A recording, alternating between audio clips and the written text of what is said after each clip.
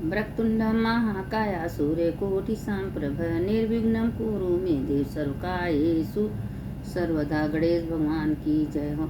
शंकर शंकर हर हर शंकर शंकर शंकर जय जय शंकर। मंगल भवन मंगलहारी उमा जपत हे त्रिपुरारी। देखिए शिवपुराण की कथा ब्रह्मा जी नारद जी को सुना रहे। नारद जी बार बार ब्रह्मा जी से सारे कथा पूछे जो कि सबको मालूम है, लेकिन ब्रह्मा जी कथा नारद जी को सुना। नारद जी रोज ब्रह्मा जी के लेके बैठ के हम इसके क्या आगे क्या हुआ, इसके आगे। तो ब्रह्मा जी वही पूछ कह रहे थे कि जब सती पार्वती हुई तो बहुत सप्तऋषि को भेजे कि जाओ तुम पता लगाओ कि उसका जो तपस्या है वो विश्वास है। ये बताइए कि लोग कहते हैं अगर हम तपस्या नहीं करते, भगवान का भजन नहीं, तो भगवान हमको मिलेंगे। जब माता पार्वती का महादेव को नहीं पता है कि माता पार्वती हैं, वही सती पार्वती हुई हैं, लेकिन इतना हजारों 300,000 साल माता ने तपस्या की है। इतना महादेव परीक्षा लिए हैं, सप्तऋषियों को भेजे, सारे देवता को भेजे, उसके बाद अपने स्वयं रूप बना के गए कि पाखंडी है उसे क्यों ब्याह करना चाहिए। कहे कि जो महादेव को पकड़ लेगा सब शुभ होगा, कभी अशुभ होता ही नहीं है। देवों के देव महादेव हैं, उनके सिवा हम कभी सारी जिंदगी कुंवारी रह जाएंगे, पर महादेव के सिवा हम कभी शादी करेंगे ही नहीं। अब ये बताइए कि माता पार्वती इतना तपस्या की तब शंकर को क्या शंकर मामूली हैं? गंगा मामूली हैं? गंगा के कितनी पीढ़ी उनका पृथ्वी पर धंस गए तपस्या करते करते। तब भगीरथ तपस्या के बाद तो गंगा माँ पृथ्वी को 4 पुष्ट उनके खत्म हो गए, तब भगीरथ तपस्या की। तो गंगा माँ मामूली हैं? इसीलिए लोग गंगा में क्यों स्नान करते हैं? श्रद्धा है, विश्वास आपके अंदर है तो माँ उसका फल देंगी। अगर आपके पास श्रद्धा नहीं तो मल्लाह तो गंगा जी में रहते हैं, मछली तो गंगा जी में रहती है, उसकी थोड़ी ना मुक्ति होने वाली है। मुक्ति उसी के होती है, उसी को श्रद्धा विश्वास मिलता है जो श्रद्धा विश्वास से कोई काम करे। और जहाँ श्रद्धा नहीं वहाँ भगवान नहीं। आप अपने घर में मन से भगवान गंगा माँ को बुला सकते हैं, मन में भगवान महादेव का अभिषेक पूजा कर सकती हैं, क्योंकि मन आपका कहाँ, मन देखना है। और पता चले शरीर हमारा गया, मन आपका लगेगा नहीं। सत्संग में आप गई हैं और पता चले शरीर सत्संग में, मन कहीं और घूम रहा है, तो सत्संग से कोई महिमा नहीं है। महिमा है मन का, श्रद्धा का, विश्वास का। तो जहाँ हमारे अंदर विश्वास है, श्रद्धा, वही भगवान है। अब देखिए कि कल है नाग पंचमी। अब नाग पंचमी का कथा महादेव से ही जुड़ी है और महादेव पार्वती जी से ही कथा सुनाते हैं कि देखो पार्वती, सावन महीना में नाग पंचमी का बहुत महिमा। जो अपने गले में महादेव बासु नाग को लपेटे हैं, तो उसी बासु नाग के बारे में कथा सुना रहे हैं कि पार्वती देखो नाग पंचमी के दिन हम सर्प अपने गले में, सर्प की माला, सर्प के कान में कुंडल हम पहने। तो नाग पंचमी के दिन जब महादेव पार्वती जी से कह रहे हैं कि माँ पार्वती, नाग पंचमी के दिन जो नागों का दर्शन करता है, पूजा करता है, नाग को दूध लावा चढ़ाता है, जो धूप दीप जलाता है, उसके घर में कभी सर्प दोष नहीं रहता, कभी नागों का डर नहीं रहता। कभी किसी से नाग दिख भी जाएंगे तो सीधे रास्ते से निकल जाएंगे, कभी उसको परेशान नहीं करेंगे। तो इसीलिए नाग पंचमी का बहुत महिमा है।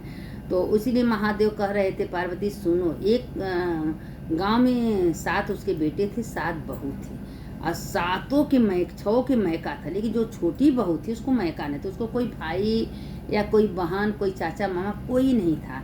किसी तरह से उसका शादी हो गया। तब ससुराल में आई तो हर त्यौहार पर, हर तीज पर जितने लोग हैं सबके मायके से कुछ न कुछ आता था और वो बेचारी जाके जंगल में बैठ के खाली सुसुक के रोती थी कि हाय काश मेरा मैका होता, काश मेरे भाई होते, काश मेरे मामा होते, तो हमारे पास तो कुछ आता। हर लड़कियों का तमन्ना रहता है कि मेरा मैका हो, मेरे माँ हो, मेरे बाप हो, मेरे भाई भतीजे हों, हमको कुछ दे।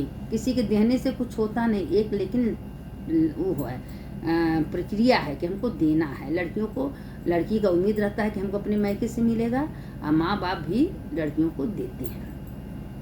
अब वो बेचारी खाली रोती थी, भाई कौन दे, कुछ कोई हो तो अब न दे।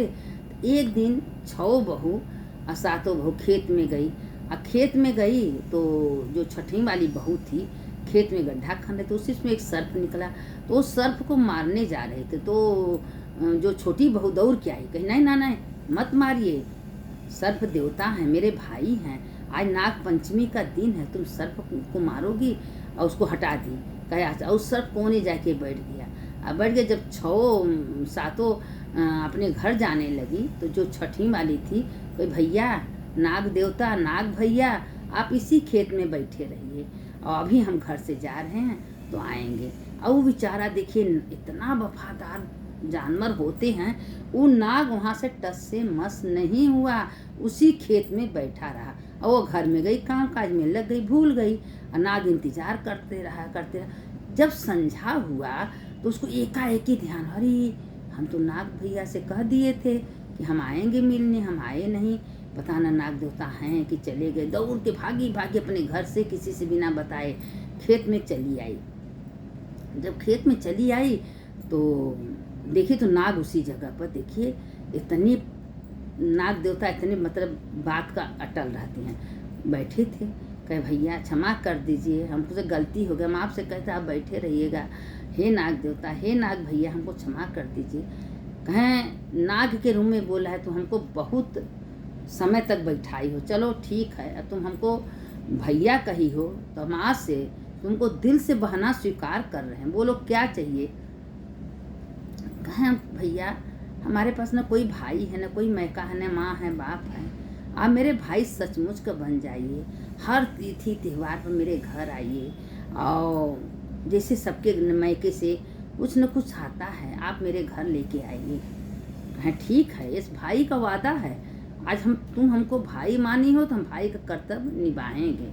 अब वो जो नाग देवता थे अपने वचन का सच्चे थे।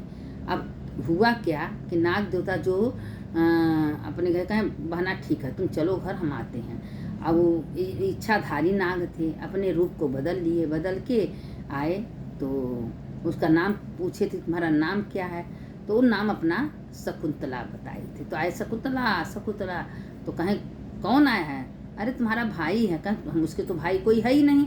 कहें दूरे का भाई हैं, मौसी के लड़का हैं, तो भाई हैं। और हम बाहर गए थे, जब इसकी शादी हो तो हम यहाँ नहीं थे, हम अपने बाहर थे। जब आए तो पूछे बहना के बारे में, तो हमको लोग बताए कि उसका शादी हो ससुराल में है और खूब मज़े का बहुत सामान लेके आया था। उसका सास देख के सामान खुश हो गई, कैसा चलो तुम्हारा भाई तो है, कोई ना कोई है तुम्हारे घर से, माँ सोना चांदी, भाई नाग देवता के पास कमी क्या रहता है, खूब लाद के लेके आया। अब जेठाना देवरानी जेठानी थी, देखिए जब तक नहीं था कुल ताना मारती थी, चल चल तू मैका क्या जानती, तुम्हारे मैका से क्या आएगा, तुम्हारे पास क्या है। और जब आएगा तो सब फुसुर फुसुर करने लगी, अरे कहाँ से आ गया, कहाँ से उसका भाई पर, भाई अमीर है भाई। कहे बहना हम विदेश से आए हैं, विदेश में कमा के खूब दे के आए। तो कहे बहना कुछ दिन अपने घर चलो, हम तुमको लेने आए हैं। तो अपने सासू माँ से पूछी कि माँ भैया मेरे कह रहे हैं जाने के लिए जाएँ। कहे हाँ तुम्हारे भैया कह रहे हैं, तुम कभी गई नहीं, जाओ घुमाओ, 1 महीना रह के आना। अब वो उसके पीछे नाग बन गया। तो कह बहना डराना मत, बस तुम मेरे पीछे पीछे चली आना। अब वो चलते जा रहा है, जंगल में गया तो एक बहुत बड़ा बिल था। कहे बस मेरा पोछ पकड़ लो, मेरे पीछे पीछे बिल के अंदर आ जाओ। देखे तो सीढ़ी, कह रही सोना चांदी हीरे का मकान। कहे आज तक तो जीवन में ऐसा मकान हम देखे नहीं है, लेकिन उस मकान के अंदर सिर्फ नागे नाग। भाई नागे का बसेरा था। तो उसकी माँ पूछी कि बेटा किसको लाए। कहे माँ अपने बहना को लाए हैं, ये मेरी बहन है। कहे ठीक है तुम्हारी बहन है, मेरी बेटी है। और अब वो नागिन जो अपना कही कि बेटी तुम घर में रहो, कुल दरवाज़ा खोलना, एक 7वां दरवाज़ा कभी मत खोलना, और हम जा रहे हैं बाहर, अभी आते हैं। अब उसका मन नहीं माना, ये बात बोलने के बाद उसके मन में कुल होने लगा। और उसने क्या कि 7वां दरवाज़ा खोली तो ढेर सारा नाग के बच्चे थे।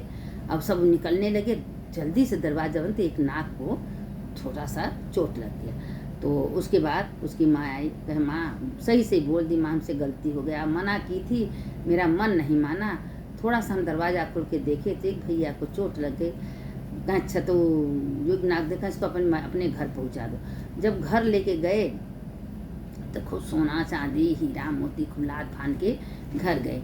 और हीरे के जड़ी इतना सुंदर हार चमचम चमचम कर रही थी।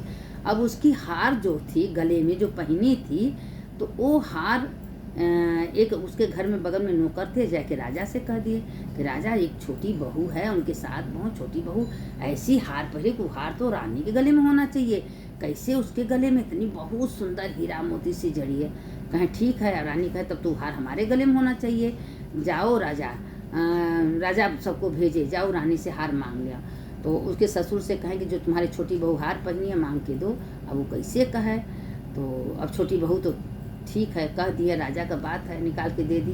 फिर अपने भैया को याद की, हे नाग भैया, मेरा हार जो आपने दिया है राजा ले लिए, जब वो रानी पहने तो सांप बन जाए, क्योंकि मेरा हार बहुत पसंद है।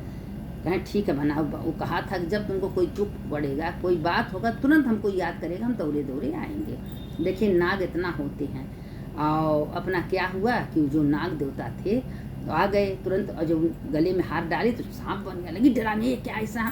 तो फिर छोटी रानी को बुलाया गया, क्या इसमें जोगा टोना क्या है इसमें रहस्य। कहे देखिए ये मेरे भाई दिए हैं, भाई मेरे बोले थे कि जब तुम ये हार पहनो तुम्हारे गले में रहेगा, अगर तुमसे ये हार कोई छीनने का लेने का कोशिश करेगा तो नाग बन जाएगा। तो राजा का अच्छा ठीक है, ये नाग है, नाग निकाल के तुम अपने गले में डालो। वो तुरंत नाग निकाल के अपने घर में, फिर उसी तरह हीरा का जड़ी बूटी का हार बन गया। राजा देखते रह गए कि हाँ ये तो बहुत है, मेरे भाई दिल से दिया है कि बहना तुम्हारे ही गले में होना चाहिए। अब राजा इस चीज़ को मान गए।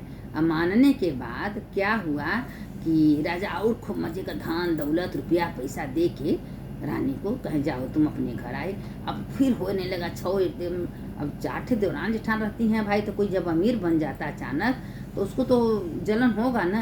अब सबसे कहने लगी कि ये कहाँ से लाती है, ये गलत काम करके मार दुनिया के सब अच्छा लगे। फिर नाग देवता की याद की कि भैया मेरा कलंक दूर के आए नाग देवता, पूरी सच्चाई बताते। अब सब एकदम खुश हो गया कि वास्तव में दिल से किसी जानवर को अगर आप प्यार कर रही हैं तो जानवर भी आपका है। तो ये नाग पंचमी का, क्योंकि वो जो छोटी रानी थी, देखिए सॉरी थोड़ा सा गलती हो गया, हम बता दे रहे हैं कि जो छोटी रानी थी शुरू से महादेव और शंकर पार्वती का पूजा करती थी।